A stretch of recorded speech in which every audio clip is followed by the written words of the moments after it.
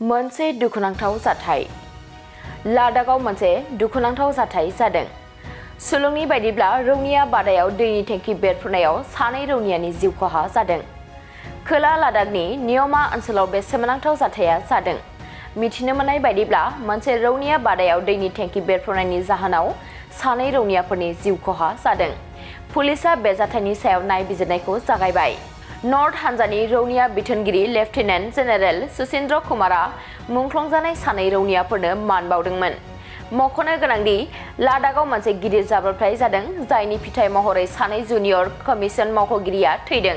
बे जाथाया खोला लादाखनि लेहनिफ्राय 150 किल'मिटार गोजानाव थानाय नियमा ओनसोलाव मोनसे रौनिया बादायाव मोनसे दैनि टेंकि बेरफ्रुनायनि जाहोनाव जादोंमोन। बे जाथायाव सुबेदार संतोष कुमार आरो नायब सुबेदार सुनील कुमारआ जिउ खोमानांदोंमोन। मोनसे दुखुनांथाव जाथाय लादाखआव मोनसे दुखुनांथाव जाथाय जादों। सुलुंनि बायदिब्ला रौनिया बादायाव दैनि टेंकि बेरफ्रुनायाव सानै रौनियानि जिउ खहा जादों।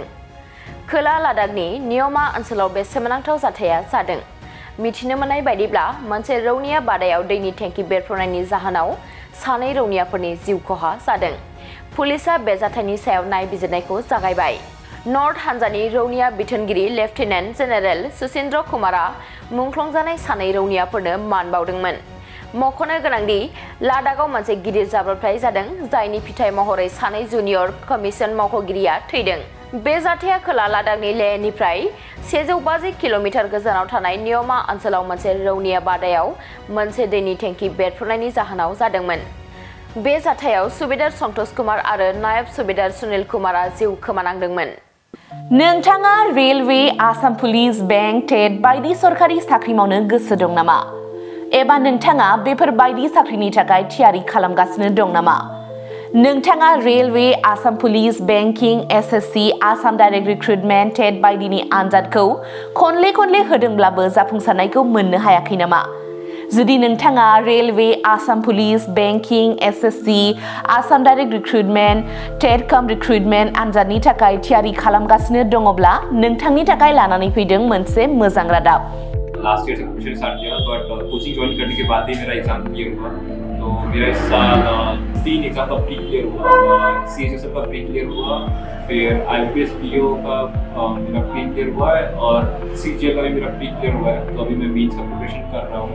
क'क्राझार सहरनि RNB road ward number 6 Sai Baba Mandir एबा एयारटेल अफिसनि साखाथियाव दङ आईबीटी कचिं इनस्टिट्यूटआ।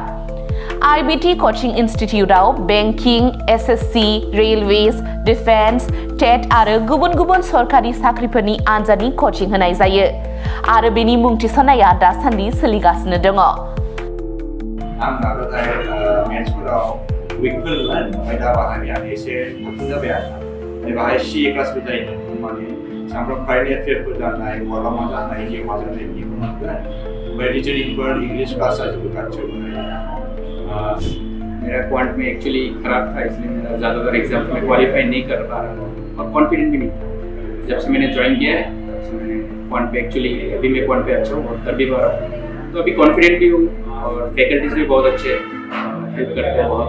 आईबीटी कचिं इनस्टिट्यूटआव मुं थिसननायनि गोबां मुलाम्फाफोरखौ नोंथाङा मोननो हागोन, जेरै ल' course fees, specially daily current affairs classes, lifetime membership card, weekly 5 to 6 days classes, comprehensive study materials, regular online and offline mock test, Make My Exam app, flexible class timings, doubt clearing session।